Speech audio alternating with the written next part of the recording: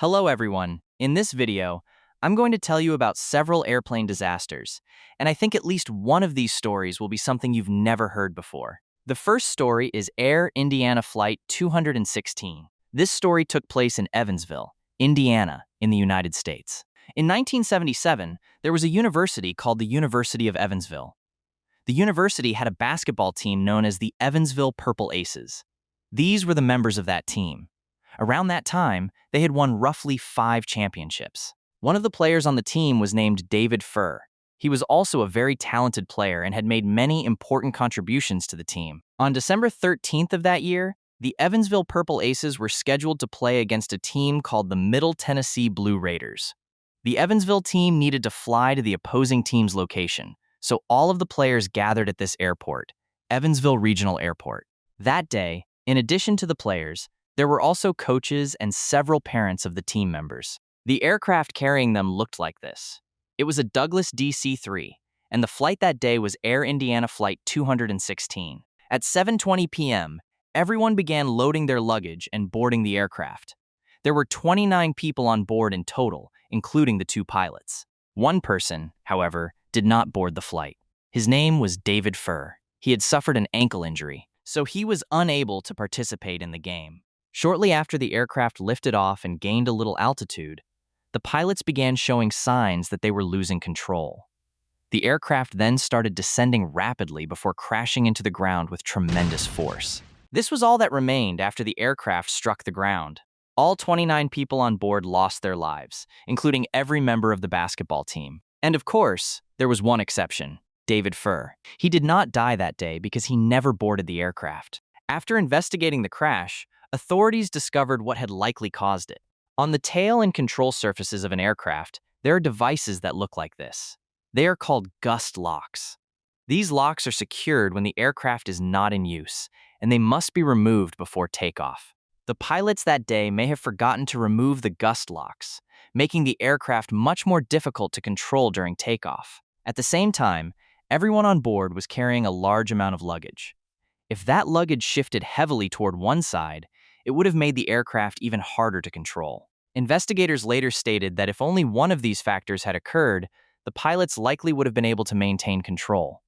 But because both happened at the same time, the aircraft ultimately crashed. Later, another event took place that many people found hard to believe. It happened on December 27th of that same year, about 2 weeks after the crash. That day, David was driving a car with his younger brother as a passenger.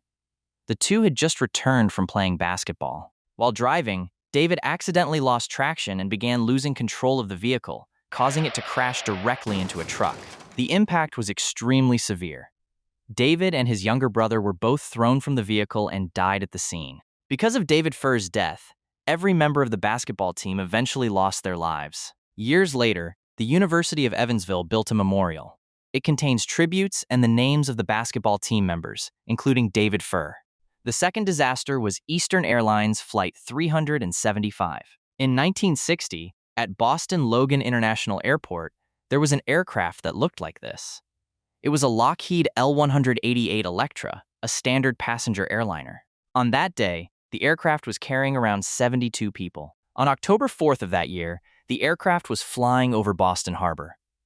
As it passed through the area, it began showing signs of losing control and crashed into the water with tremendous force, causing the aircraft to break in half. The front section contained 62 people, while the tail section contained 10. Because the front section was heavier, it sank beneath the water. The tail section, meanwhile, drifted away. The people in the rear section were thrown clear of the aircraft and survived. Since the front section had sunk, all 62 people inside it lost their lives. They were pulled underwater, and many became trapped in their seats. After investigators examined the accident, they discovered what had caused the disaster. Earlier that day, the aircraft had departed normally from the airport. Just after takeoff, the pilot spotted a flock of birds flying directly toward them. Both the aircraft and the birds were moving at considerable speed, so a collision became unavoidable. The birds were European starlings. They are not particularly large birds, but they often travel in extremely large flocks. The flock that day caused damage to engines 1, 2, and 4. Because some of the birds were sucked into the engines, the aircraft became unbalanced and started banking to the left. After reaching the Boston Harbor area, the aircraft lost control completely, crashed into the water, and broke apart. Later, a vessel located the tail section and towed it back to shore. At the same time, the 10 survivors were rescued. All of them had been seated in the tail section of the aircraft. And this remains one of the worst bird-related aviation disasters in aviation history. The third disaster was the Überlingen mid-air collision. On July 1st, 2002, at Domodovo International Airport, there was an aircraft that looked like this. It was a Bashkirian Airlines Tupolev Tu-154M, and on that day, there were 69 people on board, most of them Russian schoolchildren. At 11:48 p.m., everyone began loading their luggage and boarding the aircraft, and the flight departed normally. Throughout the flight, the crew remained in contact with a man on the ground named Peter Nielsen, who was an air traffic controller. That day, while working at his station and monitoring aircraft traffic, Nielsen noticed that another aircraft was flying at almost exactly the same altitude as the Tupolev. The other aircraft looked like this. It was a DHL Boeing 757-200F. That day, the aircraft carried only 2 pilots because it was a cargo flight and had no passengers on board. Nielsen was able to communicate with both aircraft. At the time, the 2 aircraft could not see each other, but they were flying at the same altitude, FL 360, which is 36,000 feet, or roughly 11,000 meters. Because of this, Nielsen instructed the Tupolev to descend in order to avoid a collision. After giving the instruction, he began feeling that something was wrong. He tried contacting the aircraft again, but neither of them responded. That was because, somehow, the 2 aircraft had already collided. The DHL aircraft carried 2 people, while the Tupolev carried 69. In total, 71 people lost their lives in the collision. Now, let me explain what happened. Going back to the moment when Nielsen instructed the Tupolev to descend, as soon as the aircraft began descending slightly, both aircraft were equipped with a system that looked like this.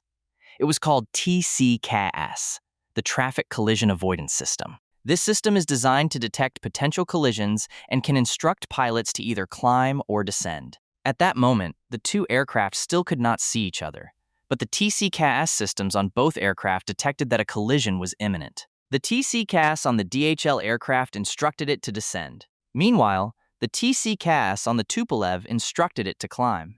So if both aircraft had followed their TCCAS instructions, the situation would have looked like this, and they almost certainly would have avoided each other. However, as I mentioned earlier, the Tupolev crew had already received a direct instruction from Nielsen telling them to descend. That created a conflict. Nielsen also did not know exactly what was happening on board the DHL aircraft because he could only communicate with each aircraft separately during a very stressful situation. In the end, the Tupolev crew decided to follow Nielsen's instruction. As a result, both aircraft were descending, and their altitudes became nearly the same again. As they drew closer, the pilots finally spotted each other. At that point, the Tupolev began climbing slightly in an attempt to avoid the collision, but it was already too late. As the aircraft passed each other, the tail of the DHL aircraft struck the front section of the Tupolev. The collision occurred in the skies above Überlingen, Germany. This is a reconstruction of the collision. You can see that the tail of the DHL aircraft struck the front section of the Tupolev.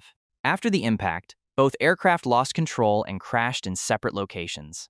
This is part of the wreckage of the Tupolev Tu-154M after it crashed. Many people came to the area searching for the bodies of their loved ones. After learning about the collision, Peter Nielsen suffered severe psychological trauma and was admitted to hospital for treatment. After some time, he was discharged from hospital. Then one day, while standing outside his home, Nielsen noticed a stranger in his garden and walked toward him to ask what he was doing there. At the same time, Nielsen's wife and children also came outside to see what was happening. Nielsen approached the man. The man turned around, looked at Nielsen with obvious anger, and suddenly pulled out a knife. He stabbed Nielsen multiple times, killing him in front of his wife and children. This was the man responsible. His name was Vitaly Kaloyev. The reason he attacked Nielsen was because his wife and 2 children had been on Bashkirian Airlines Flight 2937 that day, and all of them had died in the collision. As a result, he investigated the accident himself and came to believe that Peter Nielsen was responsible. He later hired a private investigator to locate Nielsen's home address and traveled there to kill him. Years later, A memorial known as the Sky Guide Memorial was erected to honor the 71 victims who lost their lives in the collision, as well as the events that eventually led to the death of Peter Nielsen. The fourth disaster was Helios Airways, Flight 522. This flight began in this area, the island of Cyprus, specifically in the city of Larnaca. There is an airport there called Larnaca International Airport, and that is where everything began. It was August 14th, 2005. There was an aircraft that looked like this. It was a Helios Airways Boeing 737-31S, and on that day it was carrying a total of 121 people. The flight was scheduled to depart from Larnaca in Cyprus and fly to Athens, Greece. The aircraft took off from Larnaca International Airport at 9 a.m. Everything went smoothly until a problem occurred. As the aircraft entered Greek airspace, near a village called Grammatiko, it suddenly lost communication. Then, at around 10:40 a.m., while flying in that area, the aircraft began displaying very unusual behavior. It started flying in circles without any obvious destination. In reality, this is normally not unusual. When an aircraft circles in the air, it is often following what is known as a holding pattern. This is a procedure that allows an aircraft to fly a repeated route while maintaining altitude instead of proceeding directly toward a destination. However, because the aircraft had entered a holding pattern unexpectedly and could no longer be contacted, Greece dispatched 2 F-16 Fighting Falcon fighter jets to investigate. As the fighter jets approached, the pilots noticed something alarming. Inside the aircraft, the flight crew appeared to be unconscious and no longer in control of the plane. After remaining in the holding pattern for some time, the aircraft eventually left the pattern, but it was clearly no longer under proper control. Soon afterwards, it crashed into the ground, killing all 121 people on board. Here is what happened. Every passenger aircraft has a system similar to this one. It is called the cabin pressurization system. Simply put, when an aircraft climbs to high altitude, the air outside contains much less oxygen. The purpose of the pressurization system is to maintain a safe cabin pressure so that everyone on board can breathe normally. Before this aircraft departed, technicians and pilots had been dealing with several technical issues involving the pressurization system. Because of that, they had to switch the system out of automatic mode while performing maintenance. After the work was completed, they forgot to switch the system back to automatic mode. When the aircraft took off and climbed to altitude, the pressurization system did not operate automatically. As a result, everyone on board, including the pilots, gradually lost consciousness due to a lack of oxygen. When the fighter jets arrived to investigate, they reportedly observed a flight attendant inside the aircraft trying to use the remaining time he had before losing consciousness to control the plane and prevent it from crashing into a populated area. Eventually, the aircraft became uncontrollable and crashed into the ground. The fighter pilots could do nothing except follow the aircraft and observe what was happening. This is the flight path of the aircraft. You can see that it made several loops in this area. That was because it was flying in a holding pattern to maintain altitude. However, the holding pattern could only keep the aircraft airborne for a limited amount of time. Eventually, the aircraft crashed near the village of Grammatiko.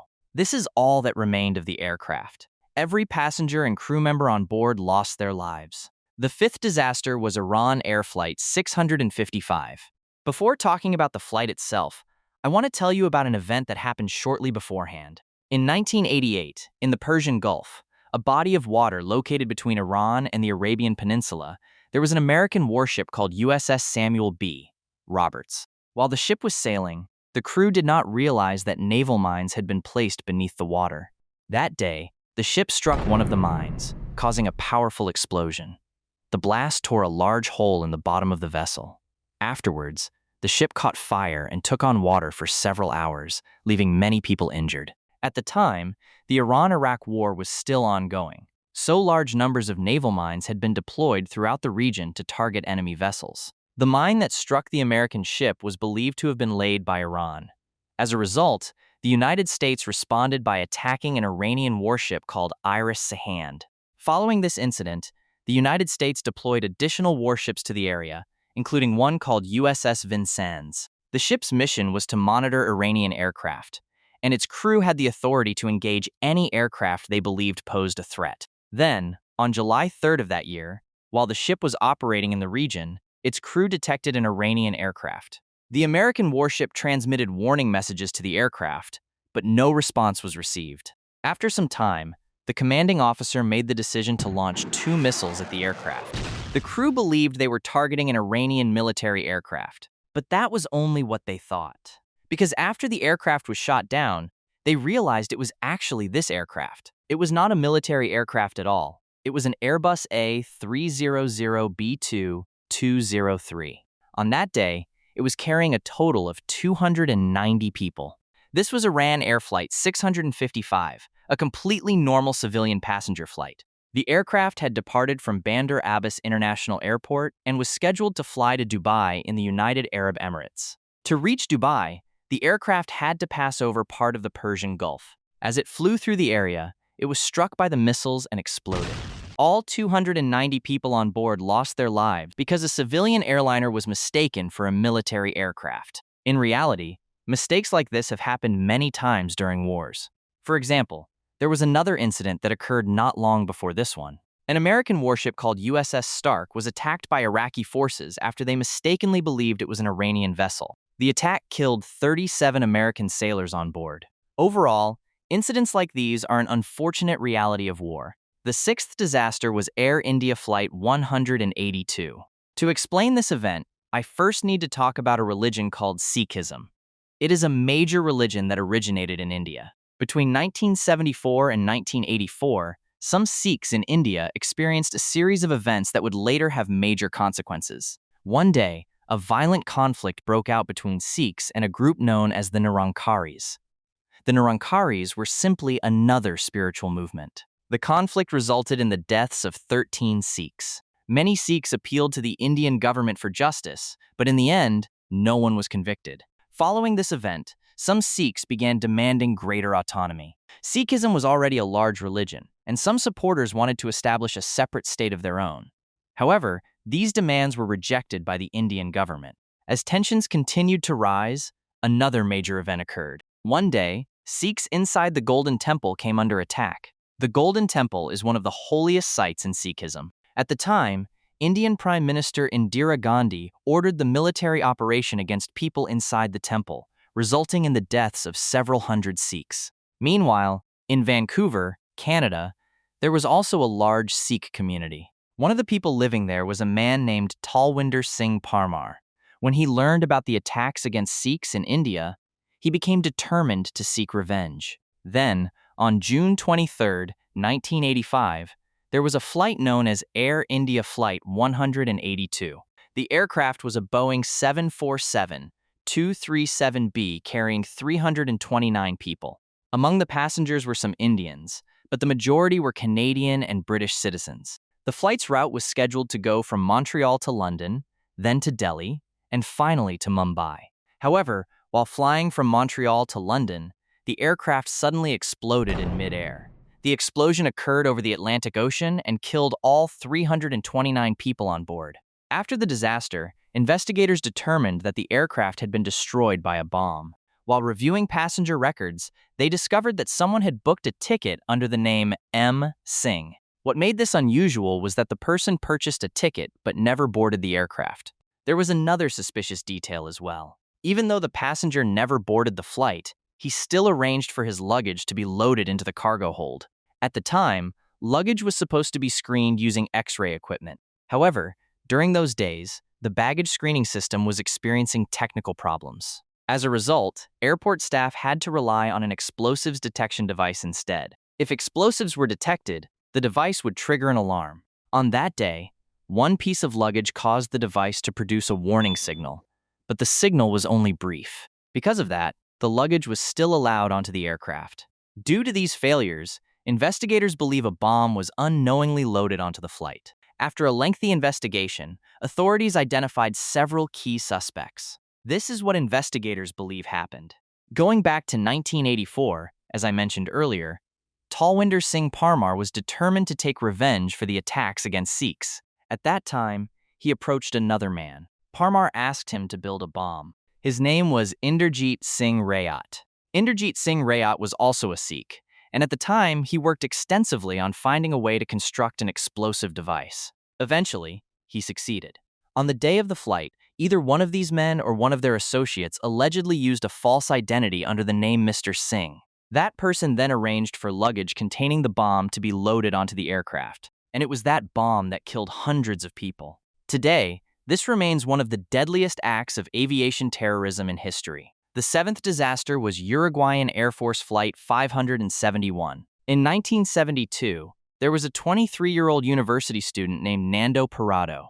One of his biggest passions was rugby. Another young man, Roberto Canessa, was also passionate about rugby. Because of their shared interest, the two of them, along with several others, joined a rugby club. On October 13th of that year, their rugby team was scheduled to travel to Chile to play against another team. As a result, both of them and their teammates were excited as they prepared to board the aircraft. In fact, Parado even brought his mother and younger sister along on the trip. The aircraft they used that day looked like this. It was a Fairchild FH-227D. On board were a total of 45 Uruguayans, including 5 crew members. Their route began in Montevideo, Uruguay, and was supposed to end in Santiago, Chile. While flying, the aircraft was cruising at a very high altitude, well above the clouds. When the pilots believed they were approaching their destination, they began descending. But after descending below the cloud layer, they suddenly realized that a mountain range was directly beneath them rather than their destination. The mountains below were the Andes. Because the aircraft had descended too low, it struck a mountain, causing the tail section to break away from the rest of the aircraft. 5 people who were inside the tail section were thrown out and died almost immediately. The remaining part of the aircraft continued forward before striking another mountainside. The impact tore off a wing and caused 2 more people to be thrown from the aircraft and killed. After that, the fuselage continued sliding forward. It raced down a snowy slope, traveled some distance, and then slammed into a snowbank. The impact was extremely violent and killed another 5 people on board. At that point, only 33 of the original 45 people remained alive. According to the map, the red marker represents their intended destination, while this location marks the crash site. You can see that the crash site was relatively close to their destination, which explains why the pilots became confused about their position. After the crash, the survivors began making their way outside. They could hardly believe they had survived such a devastating accident. At first, search and rescue teams began looking for them. However, after several days of searching, they found neither survivors nor any trace of the aircraft, so the search operation was eventually called off. The survivors were stranded in the Andes. There was nothing around them except mountains and snow. Their chances of survival were extremely low because many of them were injured, food supplies were limited, and there were no plants or animals nearby that could be used as food. At night, temperatures could drop as low as -30 degrees Celsius. Eventually, the survivors returned inside the wreckage. Each night, they used everything available inside the aircraft to try to stay warm. By the following morning, 5 more people had died. One of those who died was Parado's mother. A few days later, his younger sister also passed away. At that point, there were 11 bodies inside the wreckage. Eventually, the survivors ran out of food. As a result, they were forced to eat the bodies of those who had died.